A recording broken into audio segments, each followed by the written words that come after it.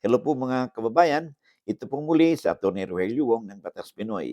Ang ating pong channel, isa pong Legal Aid Public Service Program inyong lingkod in collaboration with Integrated Bar of the Philippines.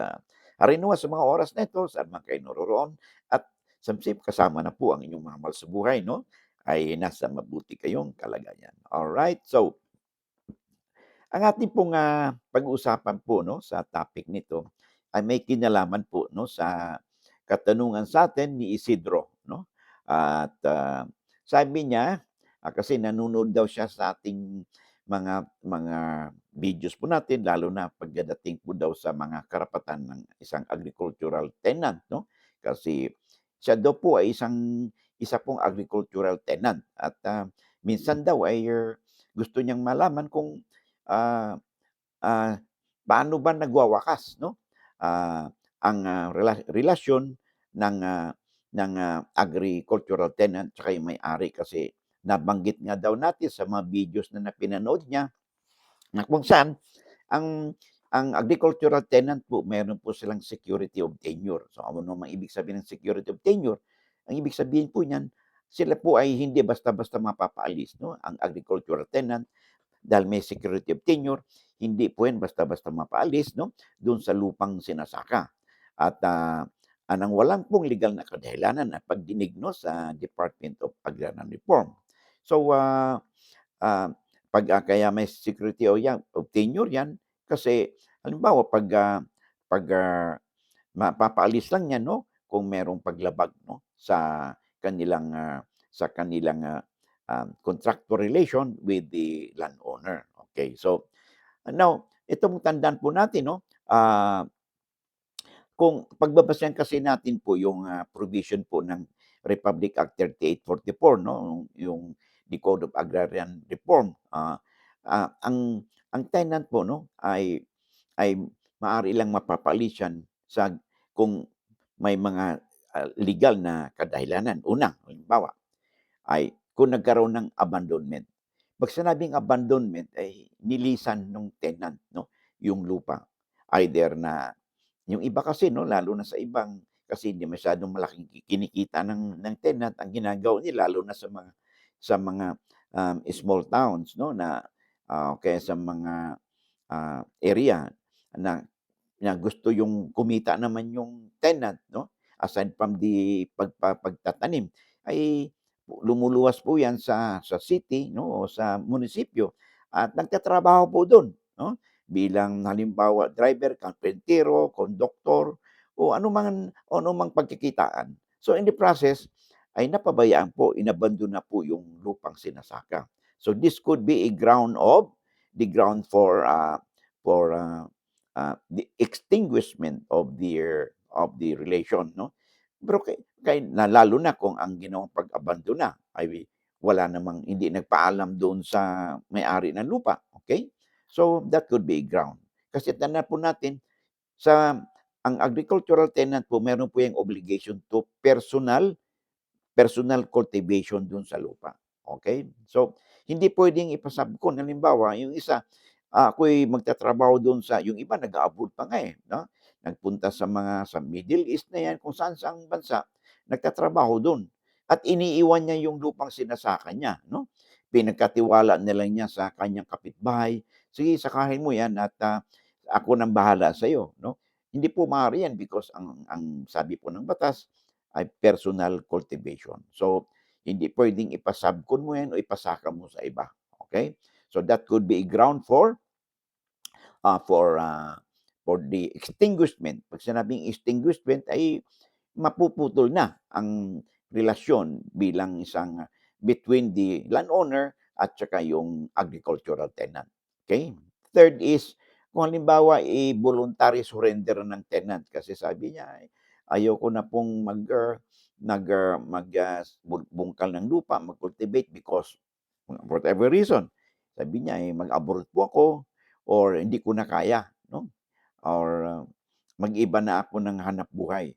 So 'pag voluntary na i-surrender po niya 'yan 'no, ay kailangan lang ay sabihin niya doon sa may-ari ng lupa o bigyan ng notice 'no, at least 3 months notice na, "Uy, Mr. Landowner, ayoko na pong, mag-cultivate ng lupa 'no. Kasi either, gusto ko na mag-abroad o mag-iba ako ng hanapbuhay, for whatever reason. Ang importante magbigay kayo ng notice 'no, at least 3 months. Ngayon, 'pag ganito pong sinurrender po inyong lupa 'no, sa pagsasaka, you might be entitled to disturbance compensation, okay? Ah, ano yung disturbance compensation na yan? Eh, ito po ay babayaran kayo ng may-ari ng lupa 'no, at, ang basehan niyan is, yung 5 years 'no. Ang reckoning period is, kung magkano ang disturbance compensation is the equivalent of 5 years rental 'no, agricultural rental doon sa inyong agricultural crop doon sa may-ari ng lupa, at dito binabase yung disturbance compensation. Plus kung may tinanim kayong mga puno 'no, na wherein, at the time na isinurrender ninyo ay talagang nakikinabang 'no, makikinabang din yung may-ari ng lupa sa mga punong tinanim ninyo, then you could be entitled to ma-reimburse yung 1/2 'no, ng labor cost na inyong na-spend do'n 'no, sa pagtanim ng mga puno, okey? And you could get in touch with the Municipal Agrarian Reform Officer, yung MARO 'no, para sila po may datos do'n kung entitled ba kayo na mabigyan ng kalahati man lang sa inyong labor cost based on the, datos 'no, data at the time na kayo ay, nagtanim ng mga nasabing puno, okey? So, yan po ang karapatan po ng isang, tenant po yan, okey? So, ngayon kung halimbawa naman ay, nagtanim nga kayo 'no, nagtanim kayo, ang usapan ninyo ay magtatanim kayo ng halimbawa ay, palay o magtanim ng corn o kamote o whatever. Ay ang tinanim ninyo ibang crops 'no, na labag doon sa inyong usapan ng may-ari ng lupa. That could also be a ground for their extinguishment 'no. In fact, hindi lang extinguishment, eviction po, paalisin po kayo ng, may-ari 'no, ng lupa, okey? And of course, ang last is upon the death of the agricultural tenant. But hindi po absolute 'yan, ha. 'Pag ang 'pag ang ano po, 'pag ang tenant po ay nawala, okey, pumanaw o nagkaroon ng incapacity 'no, ay dahil nga siya ay may security of tenure, okey, ay ay maaaring ipagpatuloy ng kanyang mga heirs 'no, ang pagsasaka ng lupa 'no. Ah, Based on the order of, preference na sinasabi ng batas. But this could be another video 'no, because medyo mahaba-haba na po, okay. So yun po ang ating yun po ang ating tatandaan, ha, okay. Ano yung mga grounds for the extinguishment of landlord-tenant relationship? Ulitin po natin, ayon po sa ating Agricultural Land Reform Code 'no, Republic Act 3844. Okay, number 1, abandonment of the landholding without the knowledge of the landowner. Okay? Number 2, voluntary surrender na sinabi natin kanina, no? But yan, subject po yan sa you could be entitled to disturbance compensation. Okay? And third is the absence of personal cultivation, no? And then in the event of death, no? And pumanaw yung tenant, wala po siyang successor. Maaaring wala siyang asawa at walang anak, no? In this way, ay yung kanyang relationship 'no, with their landlord is deemed extinguished, okay. So yun po ang ating tatandaan, ha, kung mga grounds 'no, for their extinguishment of agricultural leasehold relation with the, landowner, okay. So, I hope nasagot natin ang katanungan 'no, ni Isidro 'no, sa episode na ito. Alright, so, let's now back to our, earlier discussion. Oh, by the way, gusto ko lang pong ipaalam po sa inyo 'no, sa mga hindi pa po nakaalam, na ang Batas Pinoy po meron po tayong, Facebook page or account 'no. So, if you have your Facebook account 'no, you could reach me there 'no, magpadala kayo ng comment ninyo do'n sa page po natin, ha. Huwag po do'n sa Messenger kasi palagi pong puno yung ating Messenger 'no.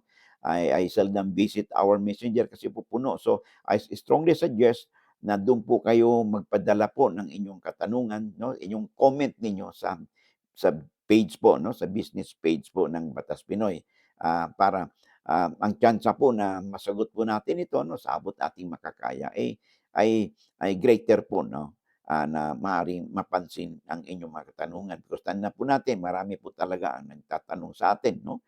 Sa abot po nating makakaya ay pilitin po nating, masagot ang inyong mga comment do'n sa page section po ng Facebook, okay?